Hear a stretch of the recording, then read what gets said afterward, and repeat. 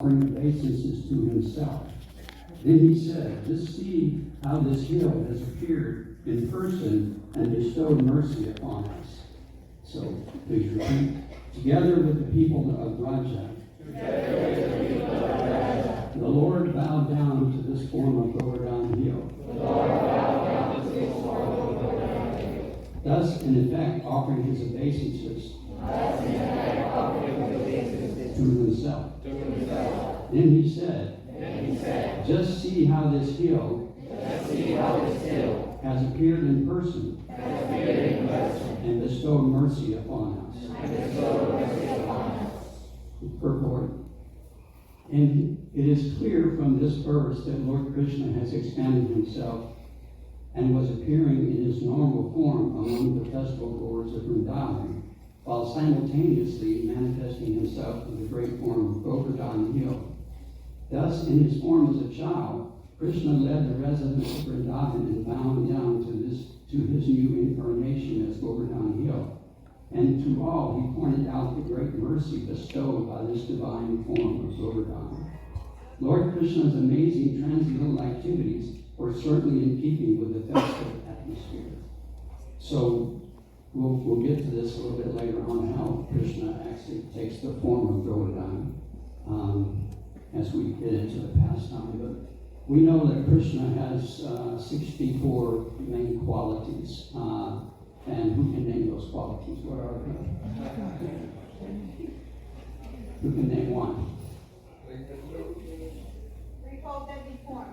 No, his beauty, his flute playing, his wonderful devotees, and his pastimes.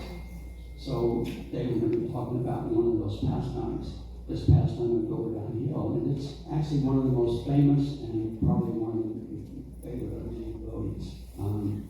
And just by hearing these pastimes, we're able to make advancement in Krishna consciousness. And it's so nice because people in Kali Yuga, we don't have such a good memory. And so to try to understand and remember philosophy is not, it's pretty difficult, especially for me, So here in these pastimes, we can remember Krishna, and that's what really the goal of this. I know that sometimes when I'm chanting my rounds, not sometimes, a lot of times when I'm chanting my rounds, my mind just goes everywhere. But I can start remembering pastimes of Krishna while I'm chanting. At least I think I'm thinking of Krishna while I'm chanting. So these pastimes are very important. And they're also filled with very important instructions, because Krishna, with just one pastime, he can accomplish so many different things. He can give so many different instructions. So one of the instructions that Krishna gives in this pastime is not to be concerned with the ritualistic ceremonies of the Vedas. Krishna tells Nanda Maharaj, when he's talking to Nanda Maharaj, he's saying, why do you need to perform these ritualistic sacrifices? He said, I'm here, I'm Krishna, I'm here. And he says, anyone performing devotional service to me has already achieved everything that these ritualistic sacrifices that you get the result of. So just by performing devotional service, you automatically get the benefit of those Vedic sacrifices. And he says anything awarded by the demigods is actually given by Krishna. So what did Krishna want to do? He wanted to establish exclusive worship of himself. I was listening to a class by His Holiness Ramnath Swami. He said we need to respect the demigods, but we worship Krishna. He said we should also understand that we're going to be talking about Indra and what a big mistake Indra made, but we have to understand that Indra is actually a very special devotee. For Krishna to take so much trouble to resolve his problem, his disease of pride that he has, means that he's very, very dear to Krishna. And he wanted to teach the world through Indra that we shouldn't worship the demigods, we should respect and honor them, but we should understand that Krishna is the cause of all causes. And by satisfying Krishna, we fulfill all the obligations that we feel we might have to the demigods. So Krishna, he wanted to humble Lord Indra, who was at this time filled with pride. And when we sing this prayer every night, what is the first word of the prayer? Namami. What does namami mean? It means I bow down. It means humility. And so Krishna is trying to teach humility to infant. Queen Kunti says that pride spoils your devotional service. And it says nothing you do can really be pleasing to Krishna if it's not done with humility. Because everything begins with the principle of humility. Humility is one of the most important ingredients for a devotee, for devotional service. If you're not humble, love can't really come into the heart unless you're humble.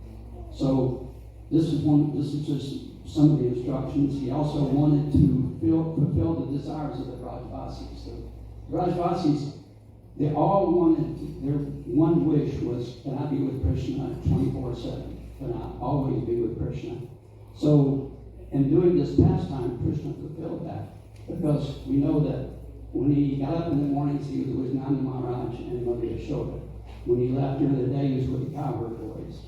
And when he came back at night, he was with Nanda Maharaj and Mother Yashoda again, but at night he would sneak out.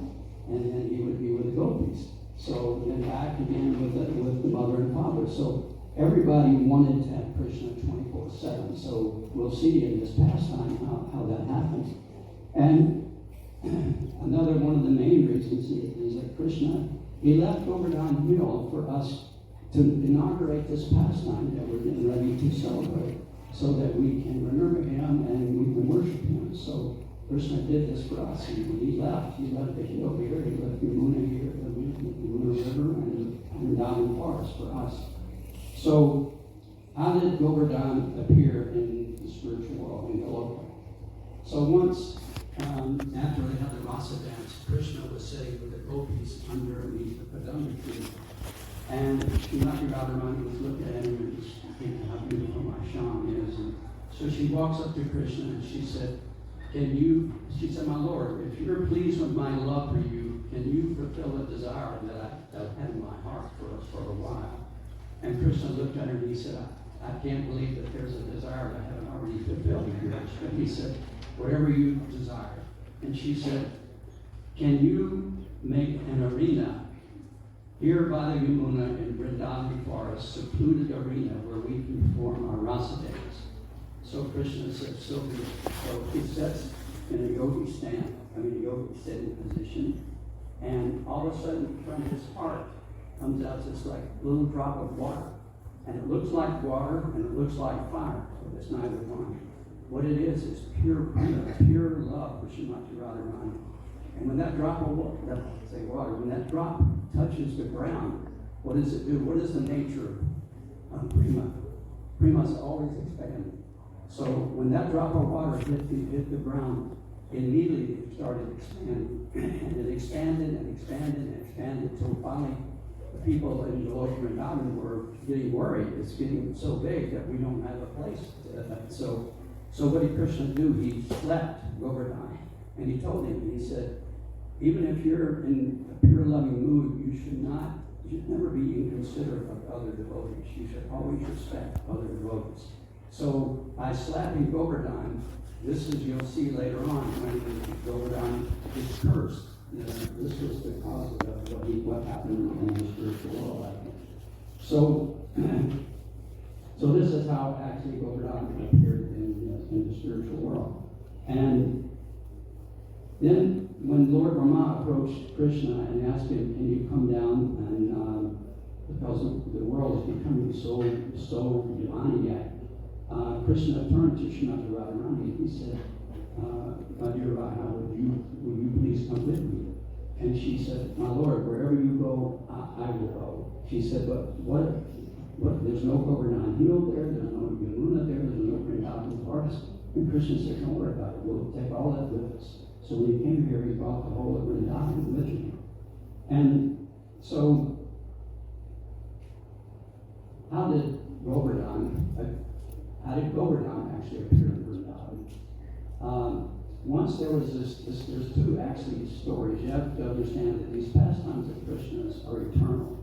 They're always going on. So sometimes in a different day of Lord Brahma, there might be a little different story. So there's two stories of how Govardhan appeared. So once there was this yogi named Pilatsa Muni, and he was touring the universe. And he wasn't like flying in an airplane or anything. He was flying himself. So he was flying around, and he happened to fly over where Govardhan had appeared. Govardhan's father, his name is Drona. And so he saw this mountain, and he thought, what a beautiful mountain. So he lit on Govardhan, and he thought, this mountain is perfect for my meditation. He said, I really want to take this mountain with me. So he went to Govardhan's father, who was Drona, and he asked Drona, he said, I have a request. And Drona said, whatever you ask, I'll give.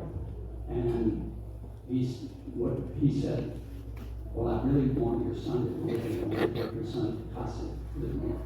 And Drona almost fainted. He thought, why did I say anything you want, you know? So he thought, well, I've already said it, so I have to. So he told Govardhan, please go with this woman. So Govardhan said, how are you going to take me? And he said, I'll carry you. So Govardhan said, okay. So he jumped on the yogi's hand, and the yogi is flying through the air with Govardhan.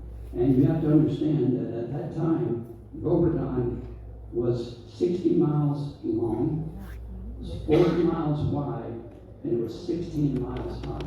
And that's 16 miles. I guess the highest mountain in the United States is, what, maybe 6 miles? Yeah. So imagine how big Govardhan was. And this yogi was actually carrying him through the sky. But before he picked Govardhan up, Govardhan said, I have one stipulation. He said, once you put me down, he said, I'll stay at that place. You can't move me again from that place. So the yogi said, okay, fine. So he's flying through the air, and then they get to where Govardhan sees what his real resting place is supposed to be. So he starts to put some weight on the yogi, and finally it gets so heavy that the yogi, he lands, and he sets Govardhan down right where he's supposed to be. And so the yogi goes, he refreshes himself, he takes a bath, and he rests a little bit. Then he comes back and he tells Govardhan, okay, let's go. And Govardhan said, no, you forgot your vow. You said that you would not be able to pick me up again. And the yogi, he started to get angry, and he tried to pick Govardhan up, but he wasn't able to. And so the yogi then cursed Govardhan, and he said, since you like where you're sitting so much, he said, every day, you're going to sink one mustard seed into the ground. So since then, we see that Govardhan has gotten much smaller from that time, because every day he sinks that much into the ground. So this is how Govardhan came to be found. And there's another story that actually Hanuman, when Lord Ram was, they were taking these rocks and throwing them in the ocean to float so that they could go over to rescue Mother Sita. Well, Hanuman, he didn't just throw rocks in, he would take mountains, he would pick up mountains. So he actually went and he picked up Govardhan, and he was taking Govardhan back to throw it in the ocean, and then we heard the conch shells, and he thought, oh wow, it's over. So he kind of dropped Govardhan, and Govardhan fell right where he is, and said some of the rocks scattered and everything, and then Hanuman apologized, and he told him that one day you will be Krishna's umbrella, you will protect Krishna, and he gave him that blessing. And then when he told Lord Ram when it happened, Lord Ram said, not only will he be my umbrella, he said, the cowherd boys and I, the cows, will play on Govardhan. Govardhan will be our playground. So this is how two different stories of how Govardhan actually came to be found. So it's Diwali, and Krishna and the cowherd boys are coming back. This is the time when they ask for food from the Brahmins, the smarter Brahmins, and Brahmins refusing. And then the mothers gave food to Krishna. They served Krishna while around the boys. And Krishna blessed the women that they would have so much devotion and service for him. So they're coming back, and Krishna, he sees his father getting ready for this big sacrifice. So he asked his father, he said, Father, what are you doing? And Krishna knew what he was doing because he'd already seen his father do this. Because Krishna at this time was 7 years old. So he knew, what his father was doing. So, but still, he asked him, he said, what is this sacrifice that you're doing? And so his father said, well, you're a young boy. Krishna had just turned 7. And says, I don't know if I can explain it to you properly. And Krishna said, don't worry, just tell me what you're doing. And so he said, well, we're cowherds and cowherd men. So our riches are milk from the cows. So the cows eat grass, and grass needs rain. Rain comes from the clouds, and the clouds are controlled by Lord Indra. So therefore, we do this yajna to honor and get the blessings of Lord Indra, and then Indra will give us his blessings. And so Krishna, he started to give some arguments to his father. He was telling him that he actually spoke what they call karma mimamsa. It's like almost like an atheistic type of philosophy, where he said, actually, our work is our religion. Karma is if a person works hard, they get the results of their work. So we should just worship Govardhan Hill, because Govardhan Hill is what actually feeds the cows from the grass there.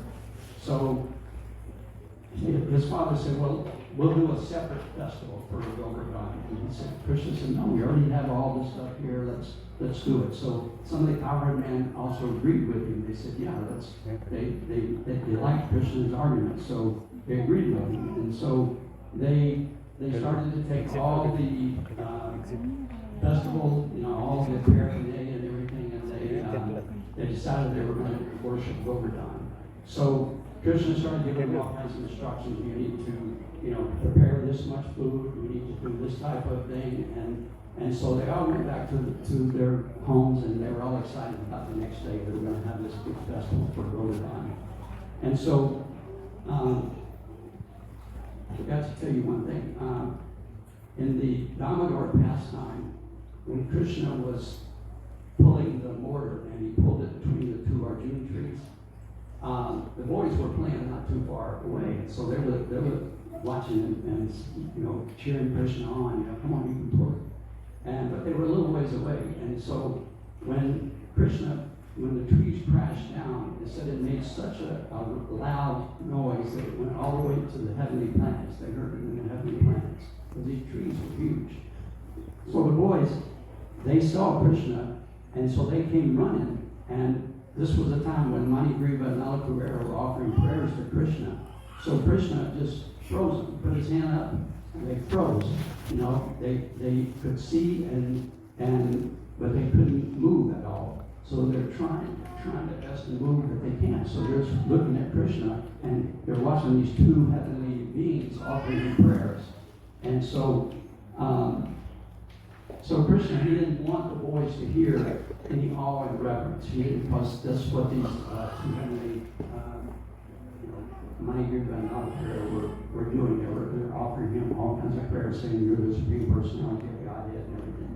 So Krishna froze them. So they're just so finally when Nalakuvera and Manigriva leave, Krishna goes like this, come on. And the boys are pushing so hard, they fall flat on their face, because they're trying to run, And so they're coming up to Krishna, and they said, Krishna, who were those 2 beings? And Krishna said, well, they were cursed to stand in these trees, and then when they left, they burst the trees down. And they said, no, Krishna, we saw you, we know that you're the one that pulled these trees down. And so Krishna finally said, yeah. Krishna said, actually, if I wanted to, I could lift up a mountain. And they said, oh, Krishna, come on, you can pull a couple of trees down, but you can't lift a mountain. He said, one day I'll show you that I lift the mountain. So Krishna actually predicted that he was going to lift Govardhan Hill. So they're getting ready to form this great yajna for Govardhan, and everybody's excited, and they come and they take a rock outcropping, and they use that as their worship of Govardhan. And they do puja to the rocks, and they perform abhishek, and they have all kinds of offerings. They do pushpanjali, and so once they did pushpanjali, they all started offering their obeisances, and they're all like face down. And all of a sudden they hear this big roar, and they're thinking, wow, And they look up, and all of a sudden there's this huge form. This is the verse that we just read. And this form is actually Krishna. Krishna took the form of Govardhan. And everybody was stunned. Everybody's just standing there looking, not knowing what to do. And some people thought, oh, maybe Indra heard about us, and maybe Indra's going to come. Maybe this is Indra coming to attack us. And so finally Krishna walks up to his own form, and he says, so who are you? Govardhan says, I'm Govardhan. I'm the hill.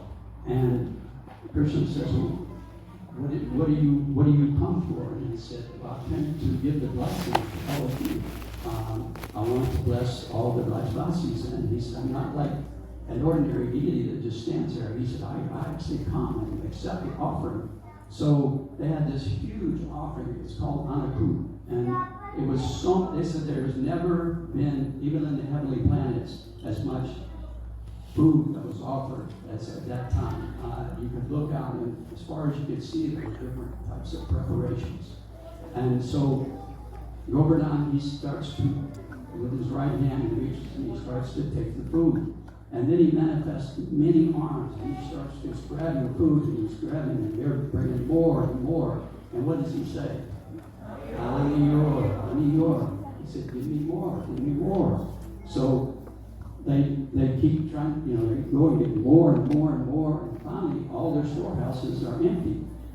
And so they're thinking, oh, what do we do now? We don't want to take Govardhan.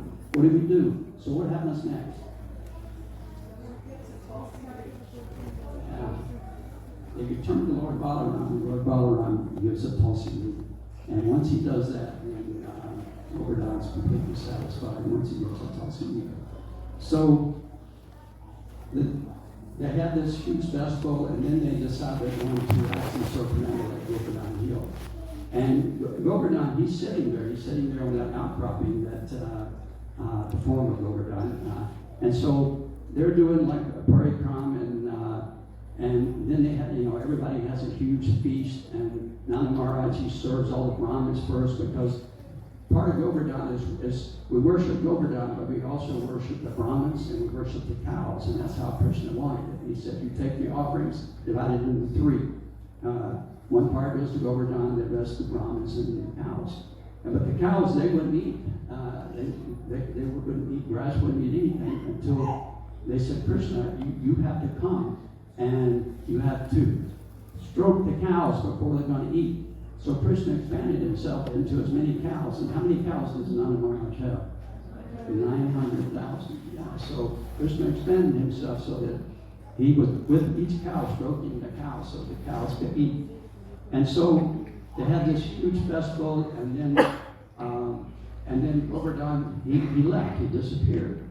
And so the people, it was getting toward evening time, so they decided they were just going to stay there right beside Govardhan Hill. And so they camped out. And the next day was, and I cannot pronounce this, but it's where the brothers and sisters give their gifts. What is that called?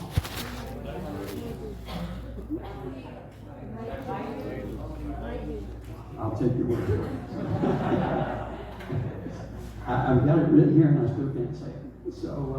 So that was the next day, and they're celebrating this. The boys and the sisters and brothers are giving each other gifts and everything, and so they're all happy and so while this is going on, a whole different thing is taking place up in the heavenly planets. There's someone telling Indra what's happening down there, and who would that person be? Who's the one that always?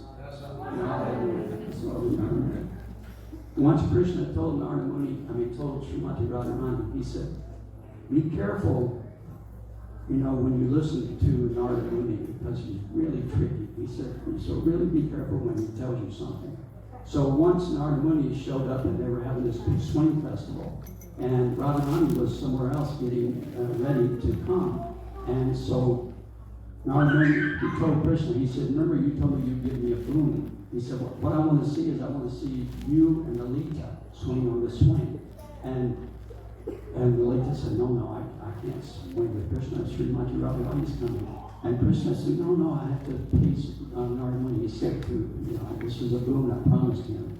So Lalita starts to swim with Krishna, and Narada disappears.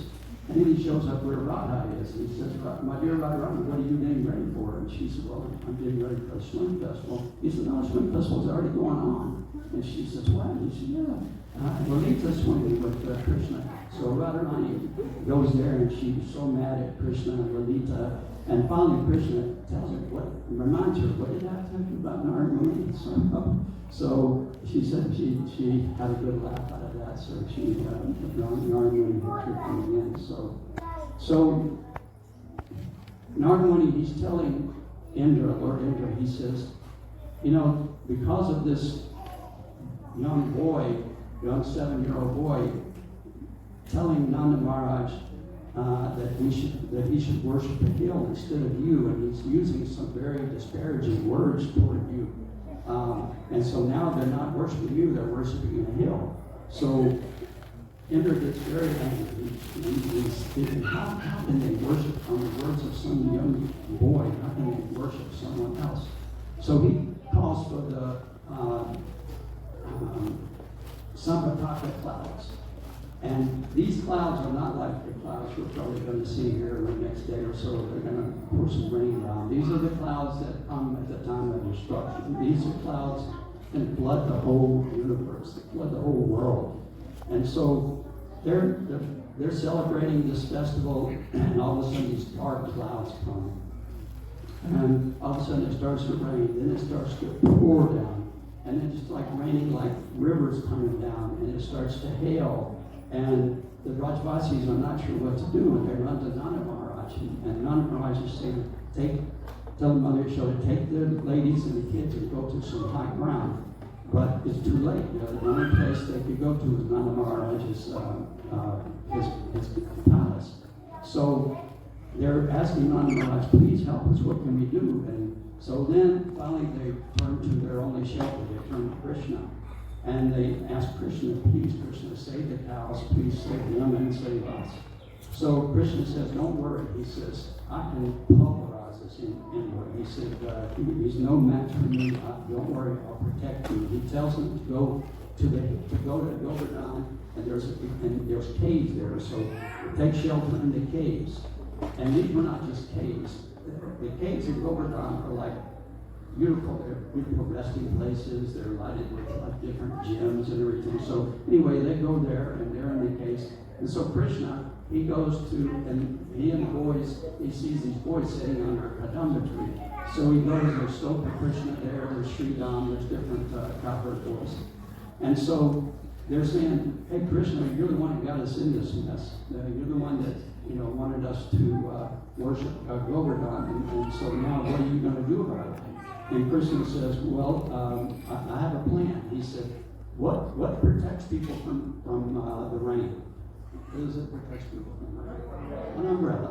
So he says, they said, oh, that's really a good idea, Krishna. Why don't we give everybody an umbrella, and why don't we give everybody a boat also, So they're really, like razzing Krishna and making fun and so Krishna says, no, remember Govardhan said he would save us and that he would protect us. And so Govardhan would be a perfect umbrella and a perfect boat for us. And so they said, yeah, but who's going to lift this Govardhan? And Krishna said, I'm going to lift it. And Sridham looks at him and said, Krishna, I have to carry your lunch because you say it's too heavy. And you're going to lift a mountain. And so then they're just saying, kidding Krishna. There's no way, you might kill a few demons or something, but there's no way you're going to lift a mountain. So finally, Stoker Krishna, he starts to think, well, maybe we've seen Krishna do some amazing things, so maybe he can do that. So he tells Krishna, he says, all right, if you can take this kadamba tree and you can wring it like a wash rag, he said, then I'll believe that you can lift the mountain. And then Sridham says, no. He said, even I can do that. He said, that's not that big a deal. He said, I want him to do what you said, but also take the branches and tie them in a knot. And all the branches of this big tree. So Krishna says, okay. And so Krishna does it. He he takes the tree, he wrings it out, and then he takes all the limbs and ties it into a knot. So then the boys think, well, I guess Krishna maybe will be able to do this. So Krishna goes, and he goes into a cave, and the Rajvasis are waiting for him. They're standing outside the hill, and the rain is just pouring down. So all of a sudden the hill starts to come up. And they look and they see the picture here. Krishna is holding Govardhan with his left hand. And his mother, she's so worried about her. She said, how my son, he can't lift that hill. And so just to show her, Krishna does it with a little finger. It's probably the weakest part of your body is your left little finger. So he's holding the hill, and he said, it's nothing. It's like a puff of cotton on my finger. And so he tells the Rajvasis, he says, come on and come under the hill and take shelter. And so Mother Yashoda says, no, don't do it. He can't really hold that mountain up. And Krishna says, Mom, I can do this. He said, look, it's nothing for me to be able to do this. And so about that, so he kind of convinces them. About that time, Srimati Radharani walks by. And when she does, Krishna kind of swoons, and the hill goes like this. And Mother Yashoda says, see, I told you he cannot lift that hill. And so finally Krishna says, Mom, please. And so they look, and when you pick up a hill, what do you think you're going to find under it? You find dirt or mud or whatever. You look under this hill, and it was more beautiful than Indra's palace. There was crystal steps going down. There was like seating places. There was pastures for the cows. There was all kinds of lakes and beautiful, just every convenience you could possibly want was under the hill. So all the Brajvasis, they come under the hill with Krishna. And so Mother Yashoda, she has this waves of, first of all, this anxiety that my son can't do this, his poor arm. And then Krishna makes faces at her, and Madhu Mangal, he cuts a joke or something, and everybody thinks, they forget that, okay, yeah, Krishna can do this. So that continues like that. So after a couple of days, like I said, this was the desire that all the Rajvasis had. They wanted to see Krishna 24/7. So they could all see Krishna and look at Krishna to their heart's desire. And even the gopis, which, they usually couldn't actually look at Krishna, but they could just stand there and watch Krishna. And Krishna, he arranged it so that everybody that was there, it looked like Krishna was looking right at them. And once one of the gopis said, Krishna was looking right at you. And Srimati Radharani was a little embarrassed, and then all of a sudden she said, see those perspiration on Krishna's head? The people think that it's because he's lifting this hill, but it's because he sees you, and he's so excited. And so when that happens, the field kind of quivers. And the men, you'll see in this picture here, the men, they put their sticks up, thinking that they're helping Krishna lift over that hill. But Madhu Mangal says, all you guys are doing is just scratching his belly. Actually, Krishna is lifting him. So after a couple of days, Indra sends a spy. And so he wants to check what's happening. So he tells the spy, go down, and I want you to check what's happening and, come back with the results. So he goes down and he sees that nothing's happening to the hill.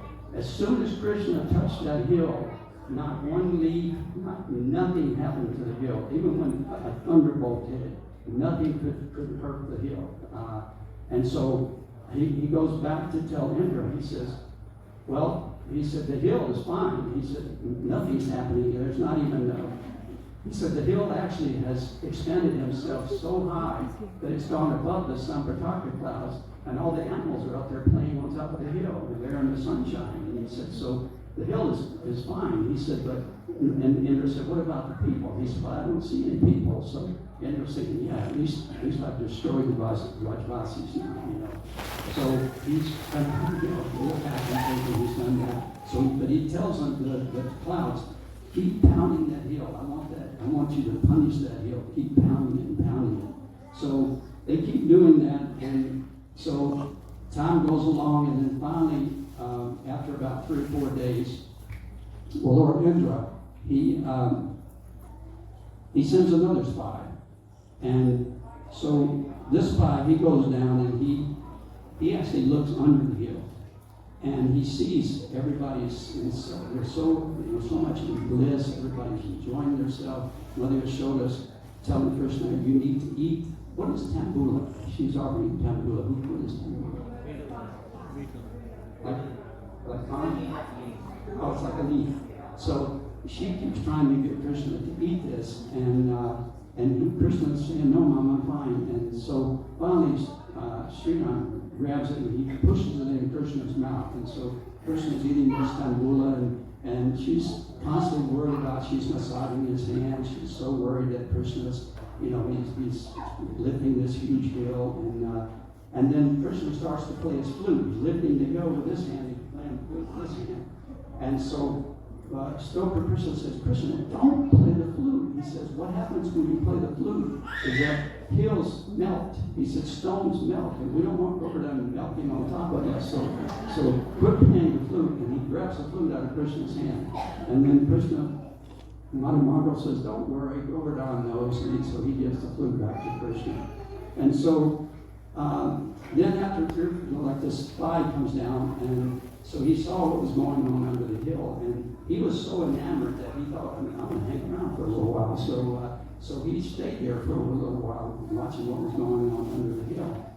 And so finally he went back to Indra, and Indra said, what took you so long? And he said, well, I was just looking under the hill, and actually everybody's, they're not just fine, they're in ecstasy under the hill. They're all enjoying themselves so much. They're not affected one bit about by the clouds or by the thunderbolts or whatever. So Indra becomes even more angry because ever since it started, he's had this headache, and he can't get rid of this headache that he's had. And so he's just thinking, all right, I'm going to take it on myself now. I'm going to go destroy that hill. So Indra gets on his elephant, and his elephant's name is? So he gets on his elephant, and he takes the bones. He made this thunderbolt from the bones of the Dichi Muni. And I don't know if you remember that last time, but they were having a war between the demons and the demigods, and they begged the Dichi Muni to please give his bones so that Indra could make a thunderbolt out of it. And that's how he defeated Trishur with this thunderbolt. So this was very, very powerful thunderbolt. So Indra, he's going toward the hill, and he gets almost close to the hill, and he takes his thunderbolt, and he's getting ready to throw it. And as soon as he's getting ready to throw it, Krishna laughs, this loud laugh. And when he does, it freezes Indra. Indra's just frozen like a marionette. And all the Samvartaka clouds are frozen also. Nothing can move. And so Krishna still, Indra hasn't given up his pride. So Krishna, he puts him in a trance. And he shows that himself sitting on a lotus with 1,000 petals. And he reveals to Indra that he's actually the Supreme Personality of Godhead. And so when Indra sees that and he comes out of that trance, he's beside himself. He doesn't know what to do. He goes back to his residence, and he calls off the Samvartaka clouds and tells them to stop raining. And so he just kind of confines himself to his quarters. He just doesn't know. He feels so embarrassed and so ashamed that he committed this offense. So the sun comes out, and then Krishna points out to the Brajvasis, hey, the sun's out. It's time for everybody to leave under the hill.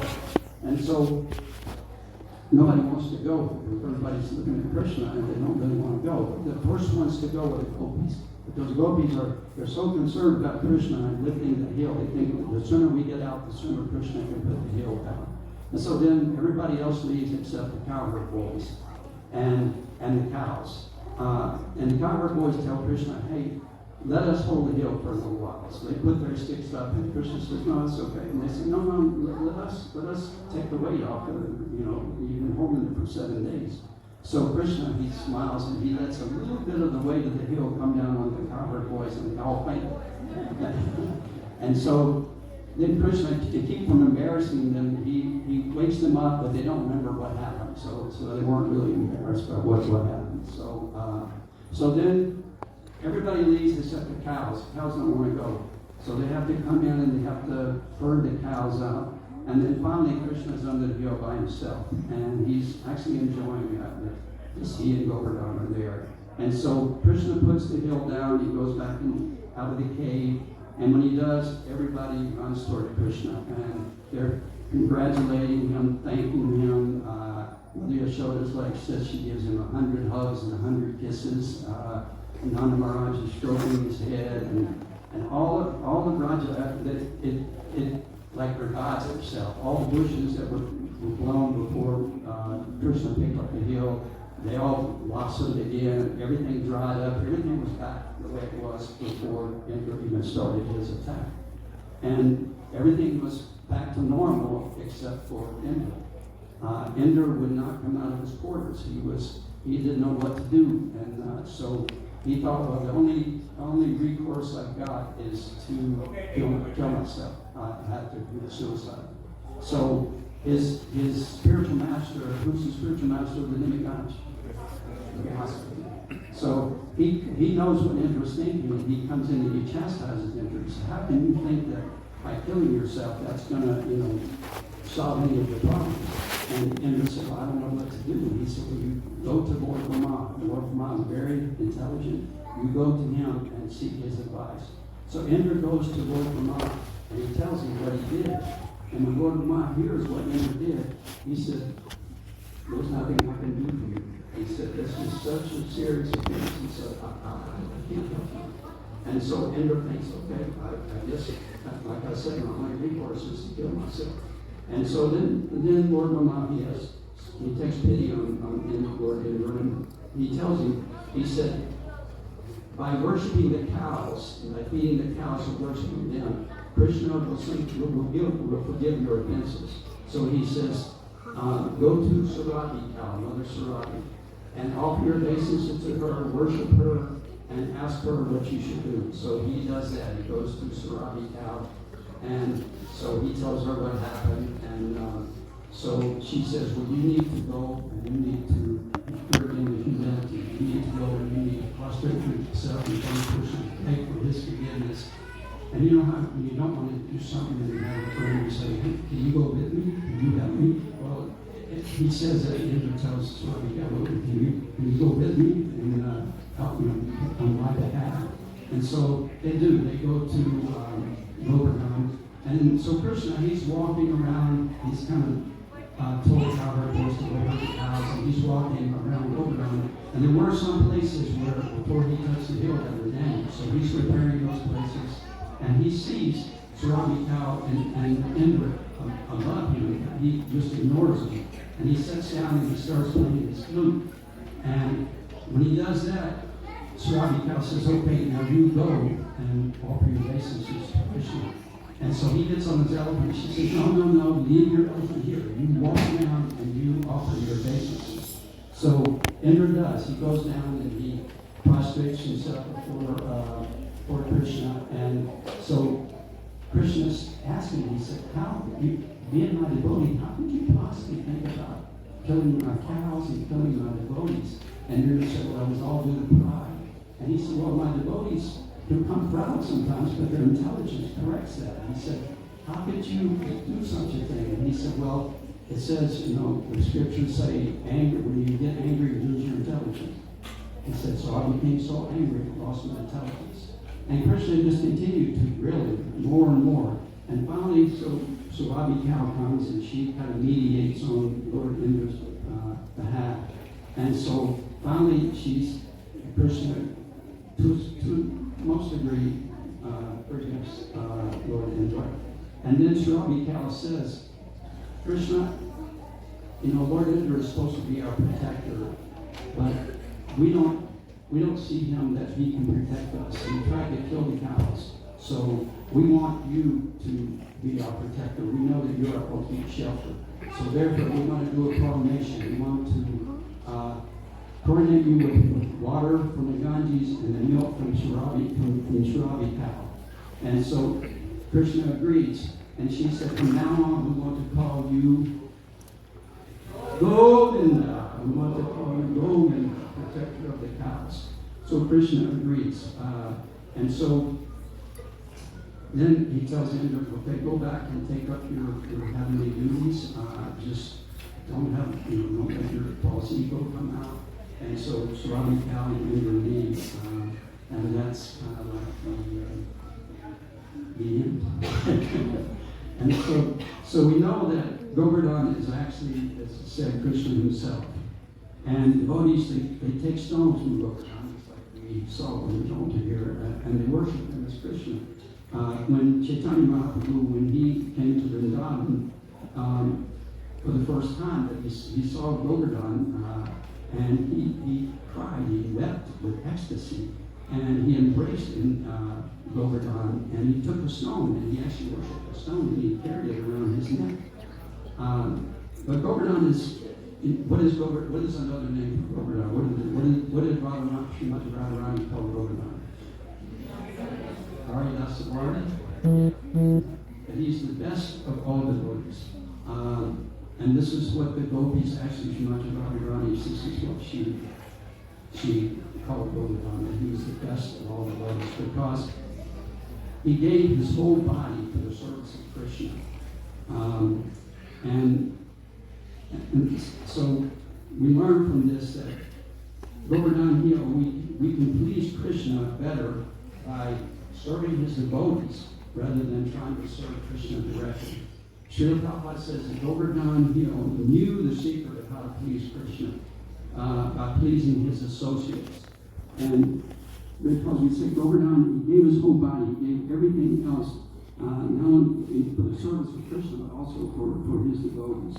So the scriptures say that as long as Govardhan Hill and the river Yamuna are present, as long as they're present, there will be religiosity and God consciousness. But as soon as they disappear, like Kali Yuga will start in earnest, and any semblance of religion will completely disappear. So, Jai Giri Govardhan Ki Jai. So thank you very much.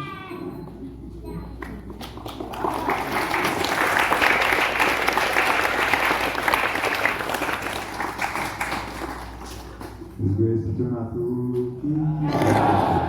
Viraj Maharaj Ki Jai. We just want to take an opportunity one more time to thank His Grace Chaitanya Prabhu. Let's give him a big Hari Bol.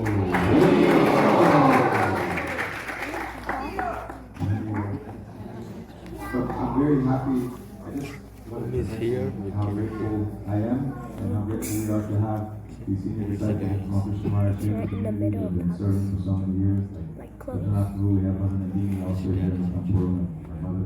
Museum, this all is we came from there. How fortunate we are to have these wonderful devotees in our community and to be able to give their association. So thank you so much for coming and giving us this class today. We're so grateful, and I'm very happy to share that on Sunday, November 10th, we'll get to hear from the Prabhu again, where he'll share Krishna's Damodar Leela pastimes with us. So please mark your calendar for that when they come back. Thank you so much.